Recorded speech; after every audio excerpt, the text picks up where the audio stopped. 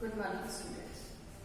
So today I am going to explain about pulmonary volume and capacity. So I hope children, in the last video, whatever I explained, different parts of the respiratory system, how there is exchange of oxygen and the carbon dioxide between alveoli and the capillaries. So all the concepts are clear. If there will be any doubt, then you can ask me. Because unless until you go through the chapter, there will be no problem. No problems will arise. So that's why you go through the chapter, try to understand the concept. Then if there is any problem, then you have to ask me. Otherwise your problem will not be solved. Okay? So what is pulmonary volume and pulmonary capacity? Pulmonary volume is the quantities of air the lungs can receive or expel under different conditions. You know that normally what happens, we take the normal breathing. And in the normal breathing, you see, automatically the air or the oxygen that is entering into the system and the carbon dioxide that is expelled. So this is called normal breathing. So under normal conditions and as well as under different conditions, what is the quantity of the air the lungs can either receive or expel? So that is called pulmonary volume. And pulmonary capacity means combination of the two or more pulmonary volumes. Like for example, suppose you are taking the normal breathing. In normal breathing, we are taking 500 ml of the air inspired and the 500 ml expired carbon dioxide. So that is a normal breathing. Plus, suppose forcefully how much air again you are taking after the normal breathing. Suppose you are combining these two volumes, then that is called pulmonary capacity. Combination of the two or more pulmonary volume. So the pulmonary volume either it can be in the normal conditions, in the normal breathing, or it can be forcefully also you can take in extra amount of the air, or you can give out extra amount of carbon dioxide. So that is the difference between the pulmonary volume and pulmonary capacity. Now what is tidal volume? Tidal volume is the volume of air inspired or the expired during normal breathing. So I told you when we are taking normal breathing, then there is not much effort. हम बहुत ज़्यादा effort नहीं लगा रहे हैं. Normally आप देख रहे हो हमारा रेस्पिरेटरी सिस्टम जो है काम कर रहा है और ऑक्सीजन आप ले रहे हो, कार्बन डाइऑक्साइड छोड़. तो ये नॉर्मल ब्रीदिंग है. ठीक है. तो नॉर्मल ब्रीदिंग में हम कितने एयर ले रहे हैं, दैट इज 500 ml. कितना कार्बन डाइऑक्साइड हम छोड़ रहे हैं, एक्सहाल कर रहे हैं, so that is also 500 ml. And this is called tidal volume. The abbreviation is TV. Then what is inspired और inspiratory reserve volume? Inspiratory reserve volume is the extra amount of the air forcefully inspired. Like for example, suppose I am taking the normal breathing. हम कुछ effort नहीं लगा रहे हैं, ठीक है? But अगर आपको फोर्सफुली इंस्पायर करना है, तो आप एफर्ट लगा रहे हो. फॉर एग्जाम्पल जैसे हम लोग योगा का एक्सरसाइज कर रहे हैं, फोर्सफुली आप extra amount of the air you are taking in, extra amount of the air you are giving out. ठीक है. तो अगर फोर्सफुली अगर हम ले रहे हैं एयर को, तो ये जितना भी वॉल्यूम हम ले रहे हैं, कितना वॉल्यूम है? So that is 2500 to 3000 ml. 500 we are taking during normal breathing. Plus suppose you want to take extra amount of air, then what is the amount? What is the volume? The volume is 2500 to 300 ml. So that is called inspiratory reserve volume and the abbreviation is IRV.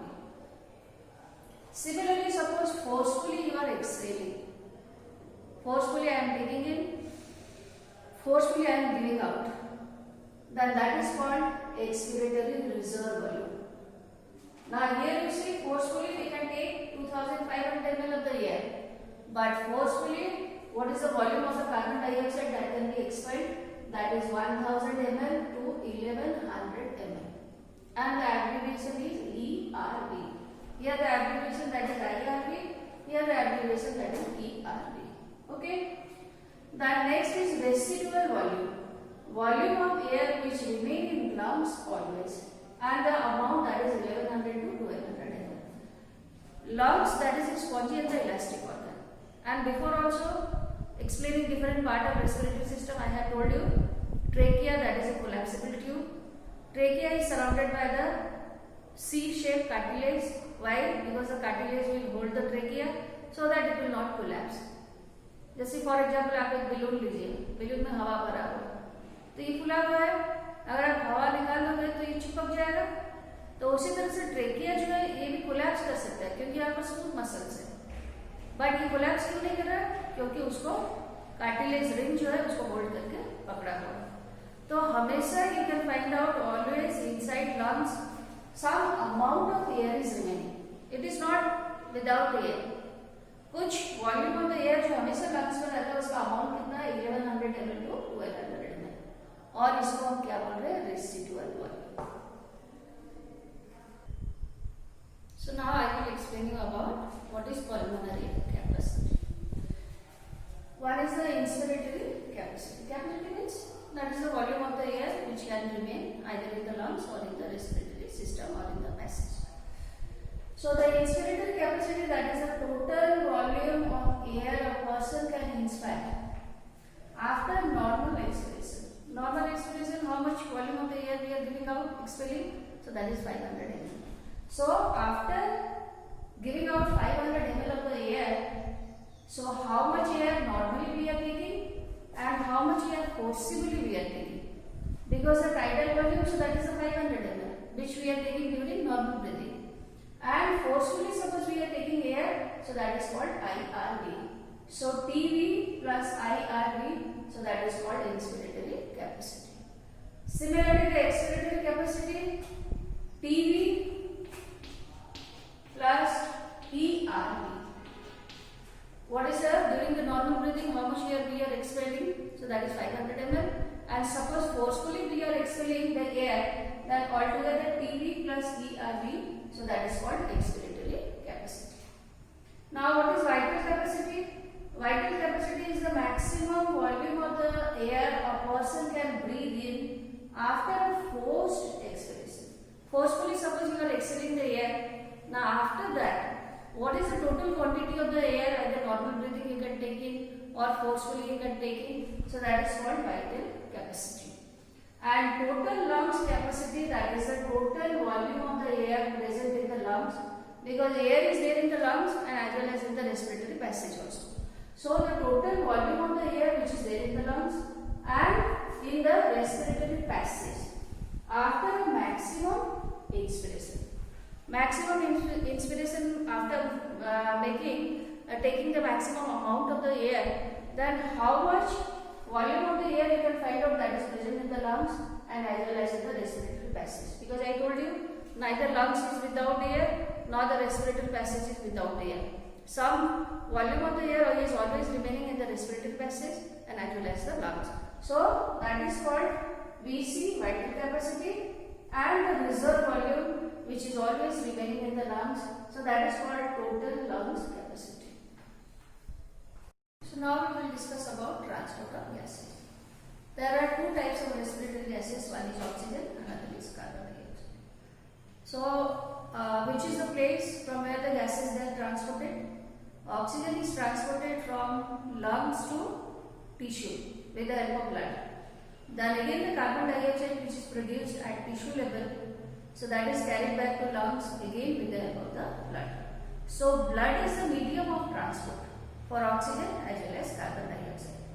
And in which form the oxygen and the carbon dioxide these are transported, so we will discuss now. So first we will discuss about transport of oxygen. Oxygen is transported in two forms. 3% of oxygen that is transported by plasma, because oxygen is soluble in plasma. Plasma is part of the blood which is having maximum amount of water. So oxygen which is soluble in the water, so that means it is soluble in plasma also, and only 3% of the oxygen is transported being soluble in plasma. Rest 97% of the oxygen that is transported with the help of the hemoglobin. Oxygen is combining with hemoglobin, so that is a pigment. That is a red color pigment which is giving red color to blood. So oxygen is combining with hemoglobin to make a compound oxyhemoglobin. Oxyhemoglobin, that is an unstable compound. It can break also into hemoglobin and oxygen. So 97% of the oxygen is transported in the form of oxyhemoglobin. Now what is the actual mechanism? Hemoglobin, that is actually it consists of a protein part. The protein part, so that is called globin protein.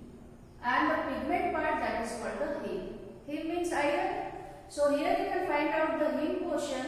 It is having 4 ferrous ions, and these 4 iron, they are actually combining with oxygen molecules. So because one molecule of the hemoglobin, it is having 4 ferrous ion, so altogether it can bind with 4 molecules of the oxygen.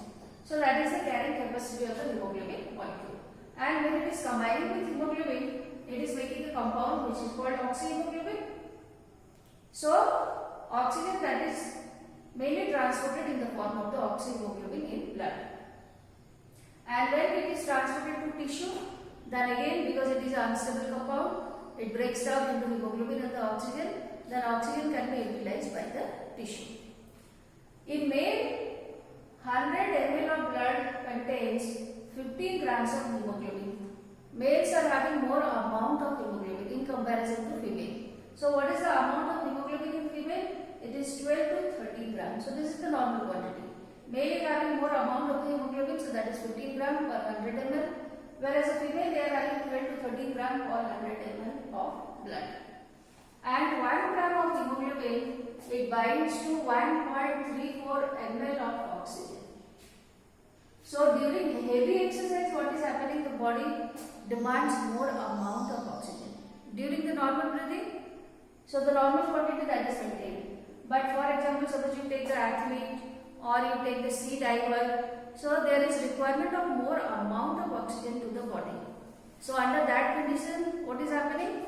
The body cell or the tissue will enter into the anaerobic condition and produce the lactic acid, which can cause cramp or pain in leg muscles. Now I will discuss how carbon dioxide is transported. We discussed about how oxygen is transported mainly with the help of hemoglobin. Now what are the different ways how carbon dioxide is transported? There are 3 ways. One is soluble in plasma, second is as bicarbonate ion, third is as carbaminohemoglobin. As oxyhemoglobin is produced when the hemoglobin is binding with oxygen. Similarly, when it is binding with carbon dioxide, then the compound, so that is called carbaminohemoglobin. Solubility of carbon dioxide in plasma is more in comparison to oxygen. What is the amount of oxygen which is soluble in plasma? That is only 3%. But here you see 7% of carbon dioxide that is soluble in plasma and can be transported with the help of blood. Then 70% of the carbon dioxide, majority of the carbon dioxide is transported in the form of bicarbonate ion. So how it is happening? Carbon dioxide that is entering into RBC, because blood is having 2 parts. One is plasma, which is the fluid part of the blood, and the cellular part is having RBC, WBC and the platelet. So here RBC is involved. Carbon dioxide that is entering into the RBC, and why it is occurring in RBC? Because in the RBC there is one enzyme is there which is called carbonic anhydrase, and this enzyme that is responsible for this chemical reaction. So after entering inside the RBC, it is binding with water and the compound which is produced, so that is carbonic acid. Now carbonic acid that dissociates into H plus ion and the bicarbonate ion, then this bicarbonate ion, it will diffuse into plasma, because inside RBC there is no sodium or the potassium ion present. So when it diffuses into plasma, then it can bind either with sodium or the potassium ion to make the sodium bicarbonate or potassium bicarbonate. So this is the way how carbon dioxide in the form of bicarbonate it is transported. And when there is transport of bicarbonate ion into plasma, because the plasma also ionic balance must be maintained.